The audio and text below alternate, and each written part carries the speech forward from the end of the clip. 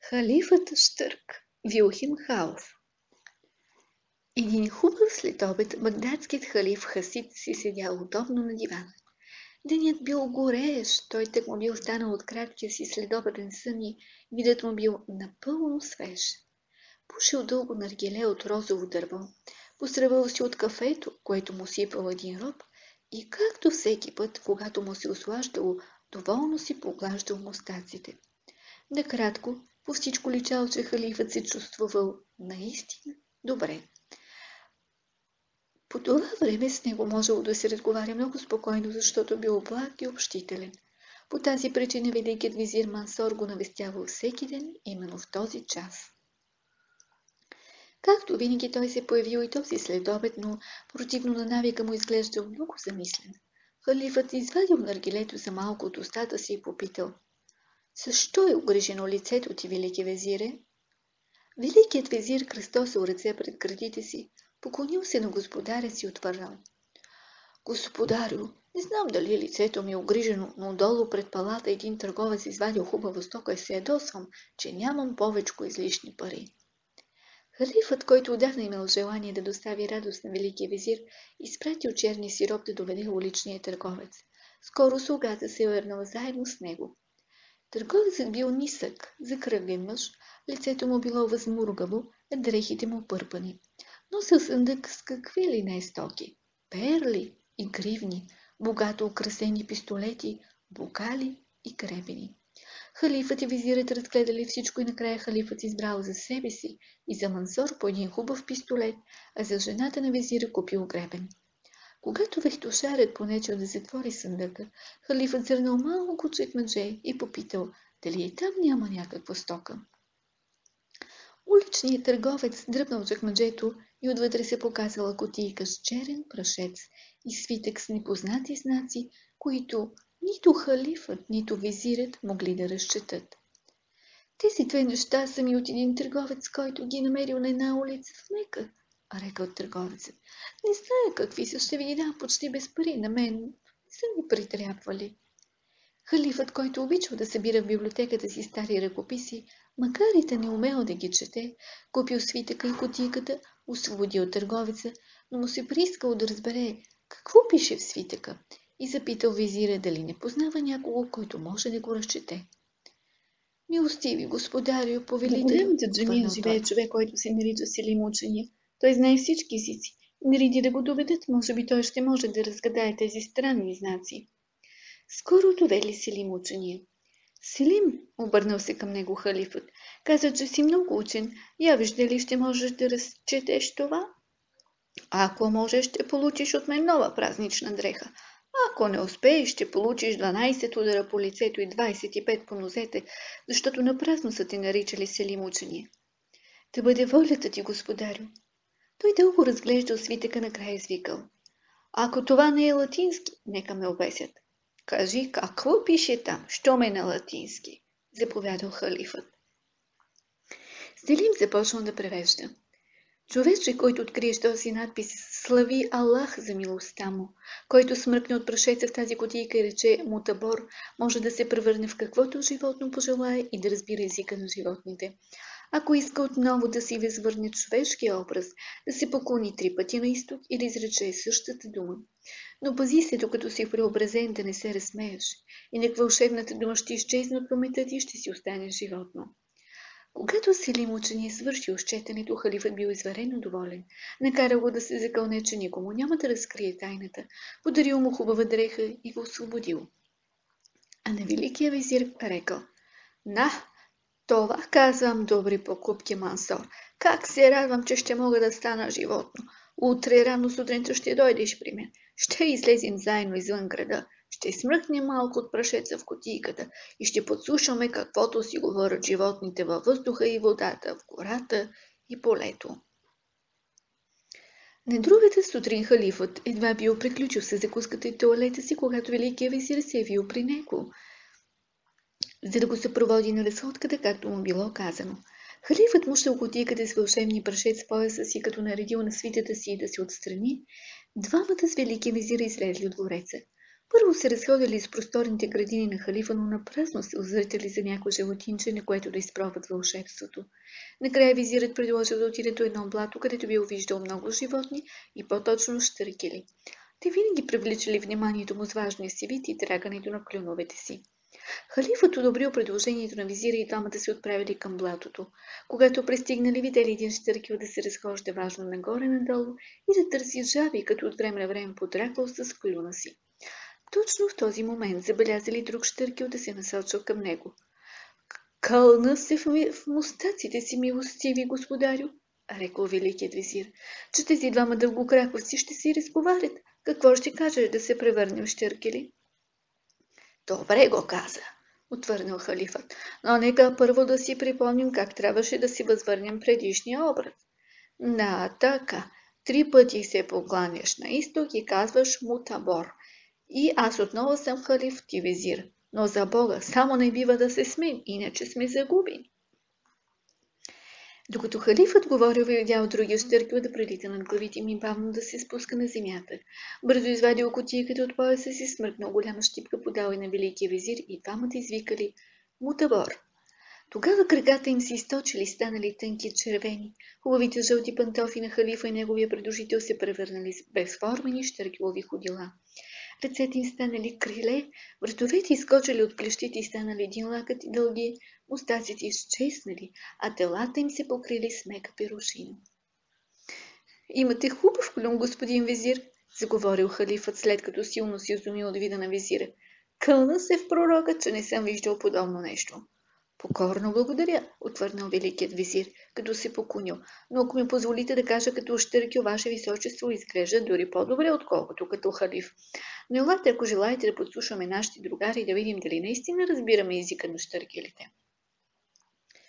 В това време вторият щъркел вече бил кацнал, почистил с клюн краката си, поуправил си перушината си, отправил към другара си.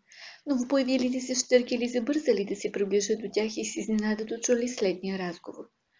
Добро утро, госпожа Дългокракова, толкова рано вече сте на ливадата. Много благодаря, госпожа Тръкни Клюнова. Правих си само лека закуска. Дали ми се хапва четвъртинка гущер или жабешко буче? Покорно благодаря, но днес нямам никакъв апетит. Дойдох на ливадата за нещо съвсем различно. Днес трябва да танцувам пред гостите на баща ми, затова искам малко да се поупражня тук спокойствие. И младата женска започнала да прави чудновато движение по ливадата. Халифът и Мансория наблюдавали слисани, но когато застанал в артистична поза на един крак и се махала грациозно с криле, двамата не могли повече да се стърпят и избухнали в неудържим смях, от който се съвзели след доста време. Халифът се опомнил пръв. Ама, че забавно, не може да се купи с пари. Жалко, че глупавите животни се подплашиха от смеха ни, иначе сигурно щяха да запеят. Но в този момент великият визир се сетил, че смехът бил забранен по време на преобразяването и споделил опасенията си с халифа. Пусто да опустей, дано тая шега ще ми излезе скъпо, ако остана щъркел. Спомни си тъпата дома, аз не мога да си припомня, забайкал се халифът. Трябва да се поклоним 3 пъти на изток и да кажем му. Обърнали се на изток и се поклонили толкова ниско, че клюновете им са малко не докоснали земята. Но о, проклятие! Били забравили вълшебната дума. И колкото и да се кланял халифът, колкото усърдно да повтарял визират му, думата не им идвала на ум и бедния хасити визират му си останали щъркели. Омагьосаните се знайковци тъжно кръстосвали полетата, не знаели какво да сторят. В бедата си не може ли да излязат от щъркеловата си кожа, в града също не може ли да се върнат и да признаят кои са, защото кой би повярвал на един щъркел, че е халиф? А дори и да повярва някой, биха ли приели жителите на Багдад един щъркел да им бъде халиф? Дни наред обикарали околността и се хранили оскъдно с полски плодове, които не можели лесно да налапат заради дългите си клюнове. Гущери и жаби не им се ядели, защото се опасявали да не се повредят стомасите с подобни лакомства. Единственото им удоволствие, това незавидно положение било, че можели да летят и често прилетали над покривите на Багдад, за да видят какво става в града. В началото им направило впечатление, че жителите на града са много неспокойни и тъжни, но към четвъртия ден след омагьосването си, като стигнали до палата на халифа, видели, че долу по улиците се ниже пишно шествие. Тъпанизурни хтели и мъж с салена мантия, извесена със сърма, язда украсен кон, а нагиздените му слуги го били наобиколили. Половин Багдад вървял подире му и всички викали: „Да живее Мицра, владетеля на Багдад!“ Тогава двата щърки от покрива на палата се спогледали и халифът Хасид казал: „Досещаш ли се сега, защо съм омагьосан, велика визире? Този Мицра е синът на смъртния ми брат, който в злощастен за мен час се закледа ми отмъсти, но аз не ще загуби надежда. Ела с мен, верни друже, с когото деля неволята си, да отидем на гроба на пророка, може на това свещено място да се разтури магията.“ Дигнали се от покрива на палата и литнали към Медина, но летенето не било толкова лесно, защото двата щърка не били много опитни. „О, господарю“, заокъл след няколко часа велики визир, „с ваше позволение няма да мога да издържа дълго. Вие летите много бързо, освен това вече се стъмни и ще бъде добре да си потърсим подслон за през нощта.“ Хасид се вслушал в молбата на подчинения си и като се зрял от чингата една развалина, в която, както изглеждало, можело да се приютят, литнали натам. Мястото, на което се установили за през нощта, някого било палат. Красиви колони се подавали изпод развалините, множество покои свидетелствували за отминалия разкош на дома. Хасид и придружителят му тръгнали из тунелите да си потърсят сухо местенце. Изведнъж щъркилът Мансор се спрял. „Господарю, повелителю мой“, зашепнал той, „колкото и да не е за вярване, че един велик везир е, камо ли щъркил може да се бои от духове, аз трябва да призная, че се чувствувам много особено, защото съвсем ясно чух наблизо някой да въздиша и да стене.“ Халифът се спрял и също дочул тих плач, който, както му се сторило, идвал от човек. Забързал нетърпеливо към мястото, откъдето долитали жалните звуци, но визирът го задържал с клюна си за крилото и му се примолил да не се впуска в нови неизвестни опасности. Но напразно. Халифът, под чиято щъркова перушина топтяло смело сърце, се отскубнал, закубвайки няколко пера и се забързал към един тъмен тунел. Скоро стигнал до врата, която била само притворена и зад която се чували отчетливи въздишки и стенания. Бутнал я с клюн и изненадан се спрял на прага. В разрушената стая, през чийто решетъчен прозорец прониквала оскъдна светлина, видял на пода голяма кукумявка.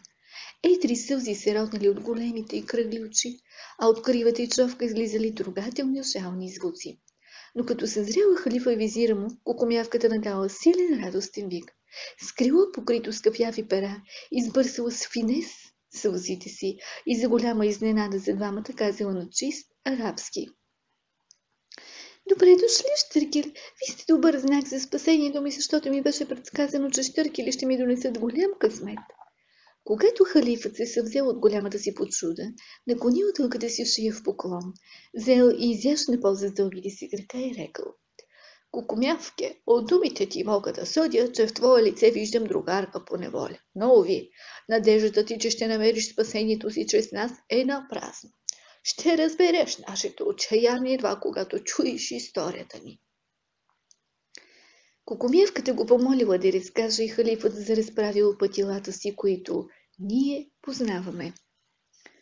Когато халифът свършил с разказа си, кукумявката му благодарила и рекла: „Изслушай моята история, за да разбереш, че аз съм не по-малко нещастна от теб. Баща ми е цар на Индия, аз негова единствена нещастна дъщеря. Се наричам Улса.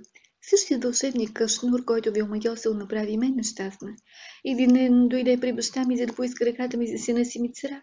Баща ми, който обаче има буен нрав, нареди да го изхвърлят по стълбите, но този жалък човек успя преобразен да се добере до мен веднъж, когато бях отишъл в градината да се поосвежа с напитки. Преоблечен като роб ми поднесе питие, което ме обезобрази така отвратително. Припаднах от ужас и той ме пренесе тук и ми кресна с ужасния си глас: „Тук ще останеш до края на дните си. Грозна, презряна дори от животните, освен ако някой не пожелая да те вземе за жена, дори в този ужасен вид. С това си отмъщавам на теб и твоя горд баща.“ Тогава изминаха много месеци. Самотна и тъжна живее сред тези отломки, презряна от света страшилище, дори за животните. Красотата на природата е недостъпна за мен, защото през деня съм сляпа и едва когато луната излее бледата си светлина на тези зидове, премрежващата пелена пада от очите ми. Огомявката свършила и отново избърсала очите си с крило, защото разказът за страданията я бил разчувствал. Докато слушал принцесата, халифът изпаднал дълбок размисъл. Ако не се заблуждавам, между нас ще биде има тайна връзка, но как да разкрия тази загадка? Кукумявката му отвърнала. О, господарю, и аз мисля така, защото още като малка една мъдра жена ми предсказа, че Щеркел ще ми донесе голямо щастие и ми се струва, че знае как ще може да се спасим. Халифът бил много отчуден и е попитал какво има предвид. Вълшебникът, който е причина за нещастието и на двама ни, рекла тя, идва веднъж месечно сред тези развалини. Недалеч от тази стая има една зала, там той обича да събира много свои приятели да пируват.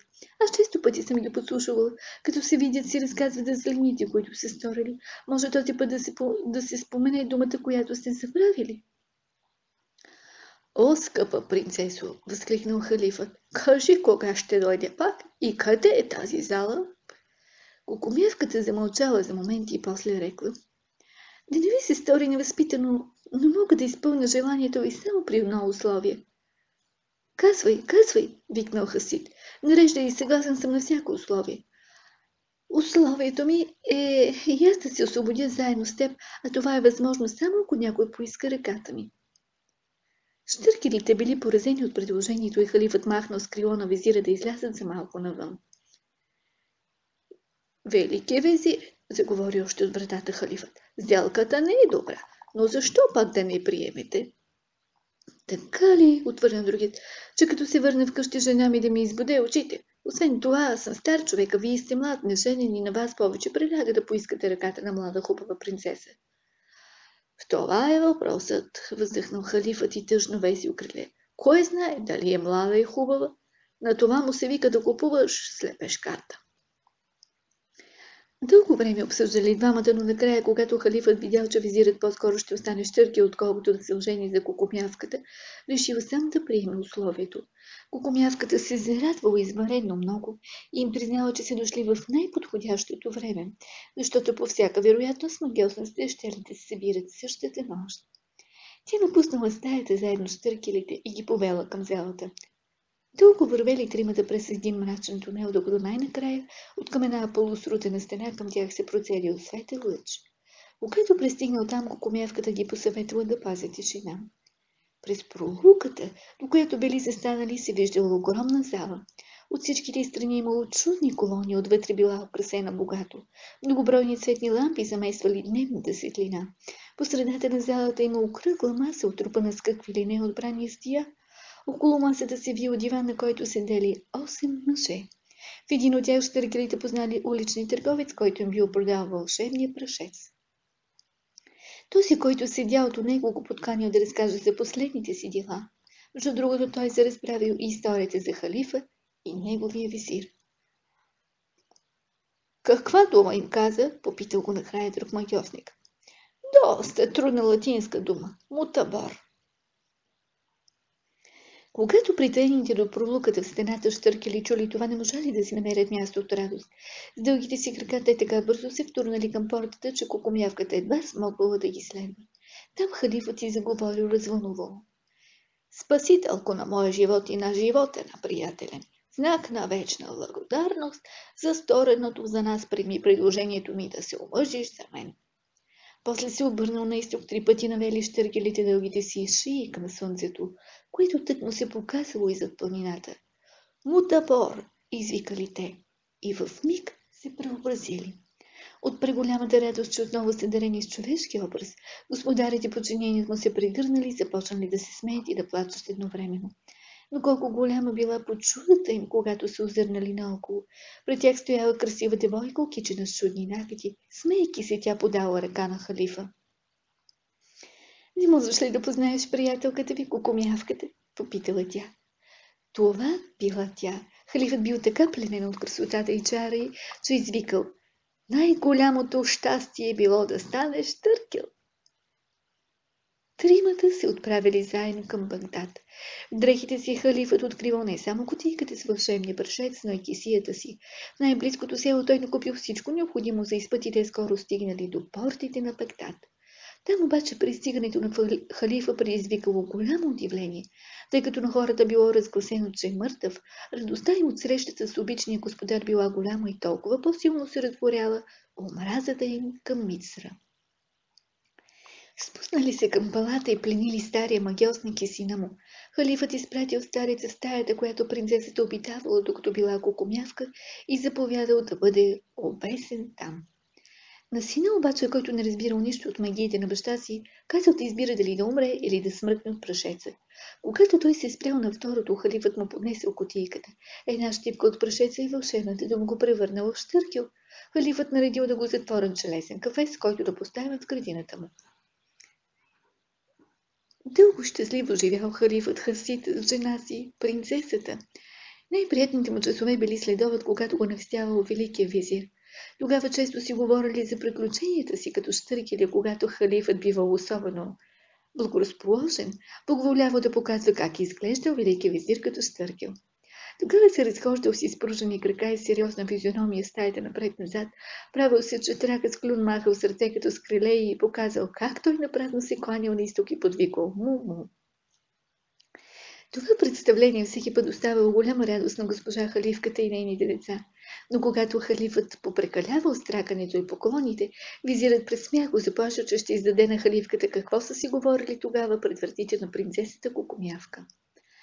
Когато Селим Барух разказал историята си, търговците били много доволни. Наистина, следобедът мина без да го усетим, рекал един от тях, като повдигнал завесата на шатрата. Вечерният вятър е хладен, може да напреднем още малко. Другарите му били съгласни с това, вдигнали шатрите и кирванът продължил по пътя си. Яздили почти през цялата нощ, защото през деня било задушно, а през нощта свежо и светло от звездното небе. Най-сетне стигнали до удобно място за лагеруване, разпънали шатрите и легнали да почиват. А за чужденеца търговците се прогрижали като за най-скъп гостинин. Един му дал възглавница, друг завивка, третия роб. Накратко бил толкова добре обслужен, сякаш се бил у дома. Когато търговците отново се надигнали, били започнали горещите часове от деня и те единодушно решили да дочакат свечеряването. След като се нахранили, отново се събрали, а най-младият търговец се обърнал към най-стария, рекал: Селим Барух вчера се погрижи да прекараме приятно следобеда. Какво ще кажете, Ахмед, ако и вие ни разкажете нещо, било то от дългия ви живот, който сигурно е изпълнен с много приключения, било то някоя хубава приказка? В отговор на това Ахмед помълчал малко, сякаш се колебал какво да разкаже и най-накрая заговорил. Скъпи приятели, по време на нашето пътуване вие се доказахте като верни другари. Селим също заслужава моето доверие. Затова искам да ви споделя нещо от живота си, което инак неохотно и не на всеки го разказвам. Историята за кораба на призраците.